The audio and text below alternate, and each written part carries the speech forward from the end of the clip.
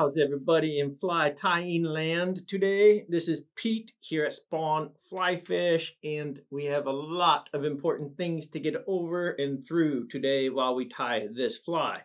First, let me mention we do now have the Spawn football bead, the slotted tungsten in the Crayfish brown size 5.5 back in stock. That's a big deal. So of course, I'm going to utilize that and tie something with it right away. So for all of you who've been looking for some of those 5.5s that were out of stock for a little bit, they are back. All right, onto the hook. Ahrex FW555 size 10. And then I've got 6 wraps of 0.020 lead-free wire. And that's going to hold that bead in place. And let me get some thread going here. Today I've got some 6/0 in Camel. Of course, 140D would be fantastic. Let's just get some X wraps to start on those lead wraps, and then we'll come through with some straight on wraps and solidify. And for those of you who are willing to stick out through this whole video and enjoy this journey with me, you'll get to see part of history here at the end. And it may not be super exciting, but to me it's a big deal. Maybe it'll be a big deal to you guys too. So what are we tying today? Well, I'm going to tie a little shrimp. And by little, I mean tiny. However, the other day, we're out looking for fish in the rivers, and our water is very, very low right now. And, for the most part of the trip, it was kind of be okay with catching cutthroat, and that's never a bad thing, even though it's steelhead season. And so you go out, and turns out you needed pretty small bugs. The water very low, very clear, and this is one of them that was getting it done. Let's just put a little mouth part in here, or whatever you want to call this. And this is some spawn dub, and this is spot prawn. So this is just going to sit right here on top. And of course, this is kind of a backwards upside down fly, right? It's jig style to begin with, which is important for where we fish, but also it's, the bead is in the front. It's a little bit unique, where the tail is the head is the tail. There we go. So there's our ever important little starter to this fly, these mouth parts. And now it gives a general look that's a little bit easier to base your other measurements. So here we have the easy shrimp eye, extra small, and this is the purple, the midnight purple. Absolutely in love with this eyeball. All their eyes are great, but this one just really floats my boat, so to speak.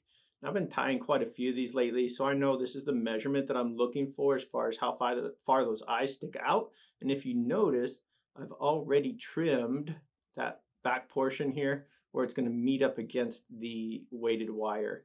So let me just get that in, and we'll keep going. So this part is kind of tricky here. So I want to show you a cool little trick, and maybe a lot of you already know this. If I continue wrapping down, it's just going to bring those eyes close together, right? Kind of pointless to have that V if it's going to be the case. So let me get my thread all the way back away from those eyes as far as I can, and this is important. So let me get a really solid wrap, right? Now I'm going to expose the eye toward you, and from the back, I'm going to reach all the way up and get one wrap back there, and then come back again and solidify that wrap. That's causing tension in that thread, and that's going to help hold that little bit of plastic off to the side. And if you want, get your fingers involved. Crimp that thing a little bit back. It'll hold a little better too. Since we're back here, I'm now going to switch and kind of expose the eye near me.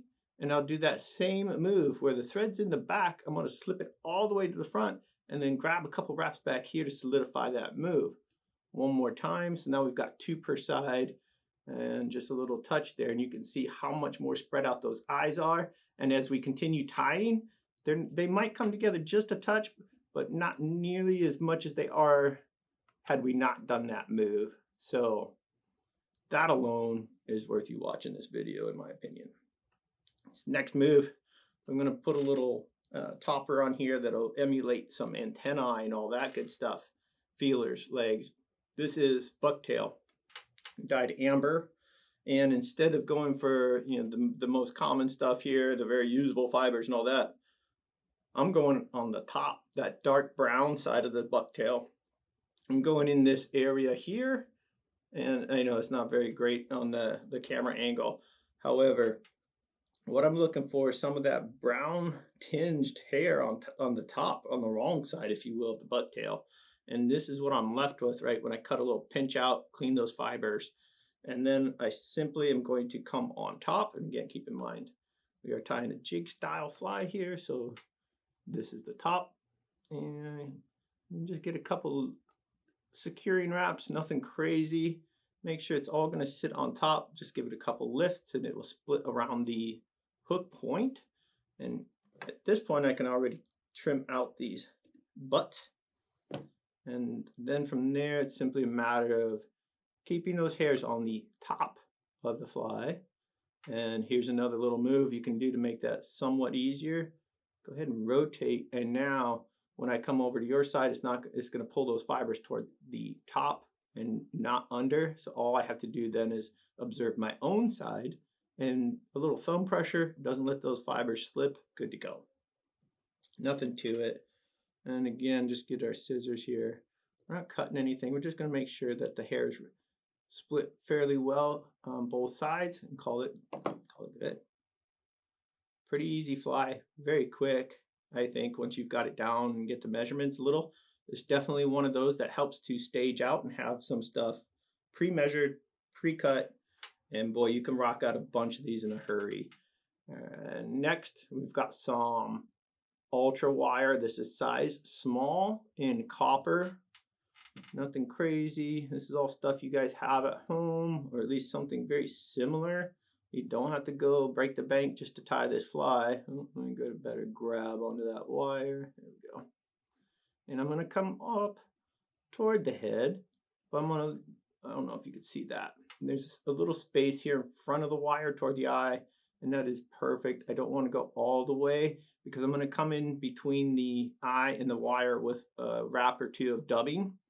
And so let's leave that open, give ourselves just the tiniest amount of space right there. Next, we are going to be looking for some thin skin. And yes, you could utilize scudback. You could utilize a shell of a shrimp, pre-done, whatever makes you the happiest. I'm going to say go ahead and use that. I'm a fan of thin skin, have been for a very long time. I know what to expect each time I use it. It doesn't fail me.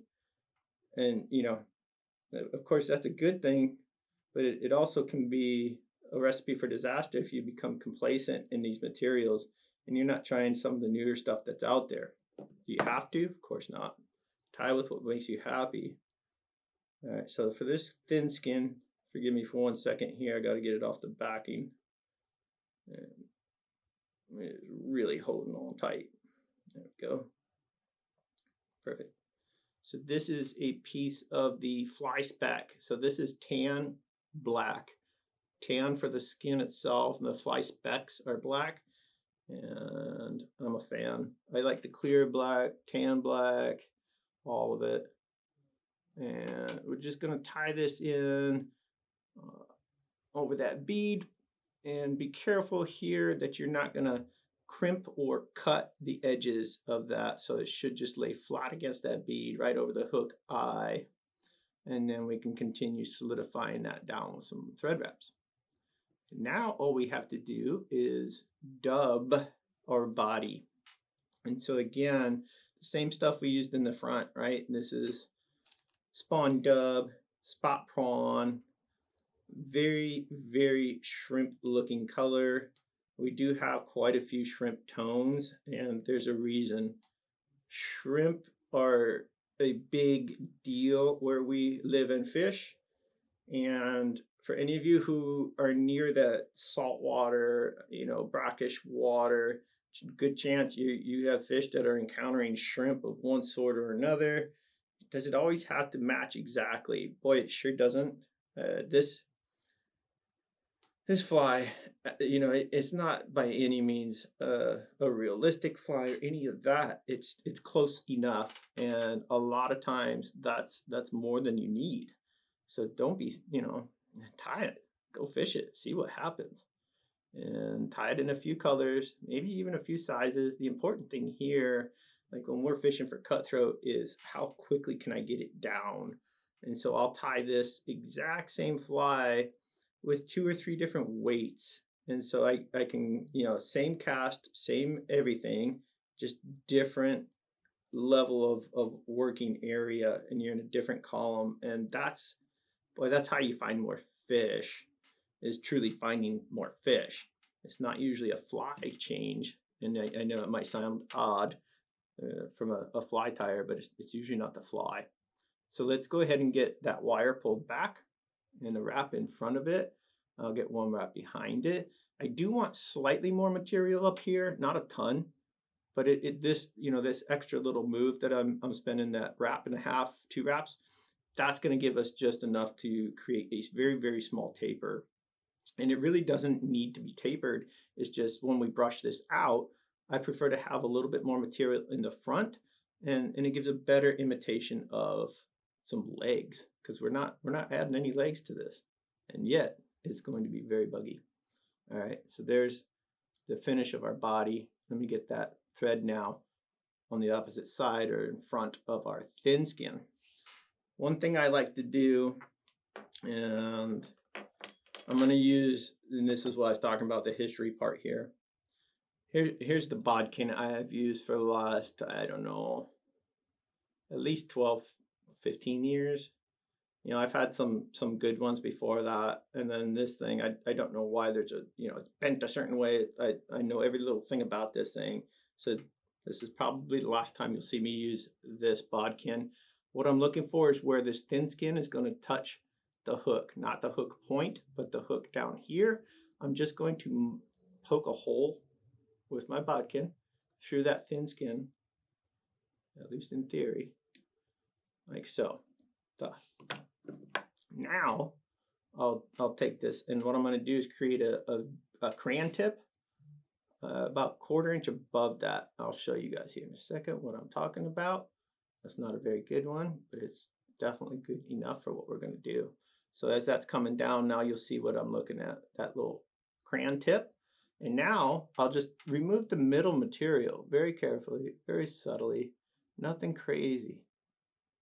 All right, so create a little point in there, get that little inner piece nipped out, if you will.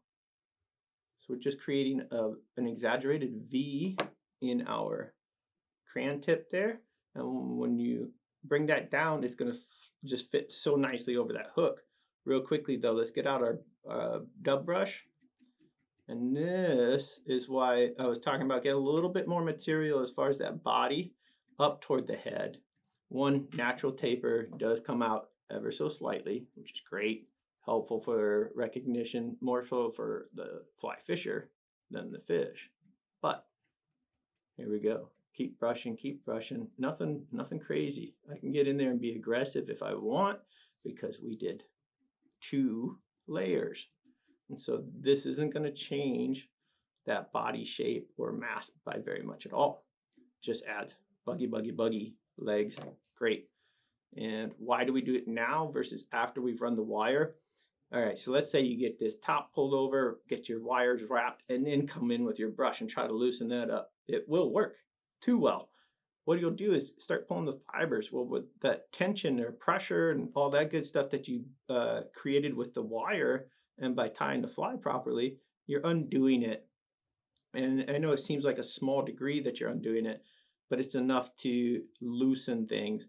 And so what happens, that first fish is just going to tear this fly apart. So brush it out and then do this move. Let's get our legs separated, sort of like, treat this like you're tying a matuka, right? Just go and get that wire through. You don't want to trap any fibers if you can. This is going to be great. There we go. There's the first one. Keep those dub fibers out of there as you make each pass with this wire. This is the difficult part, I think, of this fly, if there is one. And so if this is the difficult factor, we're doing all right. Just evenly spaced here, nothing crazy. And there we go. Time to turn this bad boy, and that wire is going to sit right behind our bead. Isn't that special? Now, a couple really solid wraps. Get one in front. Carefully, cleanly get in there and trim out that wire. Push down with thumbnail. Get those fibers out of there. Now, hammer that down. All right, at this point, because we have most of this pulled out, now all we're doing is grabbing those fibers that the wire grabbed. We're not undoing the stuff underneath that makes this a solid body, right? This is, again, that stuff we already came in and loosened and brushed. So there is your very buggy effect just from the dubbing, right? What more could you ask for? That's epic. Whip finish time. Just gonna do our normal 2 whip finishes, and then time for some cement. And there we go. Not too shabby. One little fiber got snuck out of there. Yeah, that's pretty gnarly right there. I'm a fan. How about you? So now the exciting slash almost sad, this is, you know, bitter sorrow moment. Here's the new bodkin from Shmaine. 3 different size options here. This thing is awesome. So if you see here, it's got a flattened out portion where they put their name, and it just so happens that my thumb really likes resting on that. I don't know. Let's find out if I can even do it. All right, that's pretty nice. Very, very accurate tip there on that point of the needle. And of course, I am a fan of that. Hate to say it, folks. Pete might have a new tool in the kit here. Might be time to retire the hand wrapped, hand abused, the bodkin that's been dropped 1,000 times. It might finally get to relax and rest. So there you have it. A tiny shrimp that flat out catches so many fish. Again, keep in mind right now, if you're coming out here, low water, very clear, you need something like this that is subtle, gets down into the zone, and boy, the fish know what it is. They know what to do with that. So hope you guys enjoyed this. I sure did. Always have fun spending time with you. If you do me a favor though, go ahead and hit that like button, hit that subscribe, and we will see you all on the water.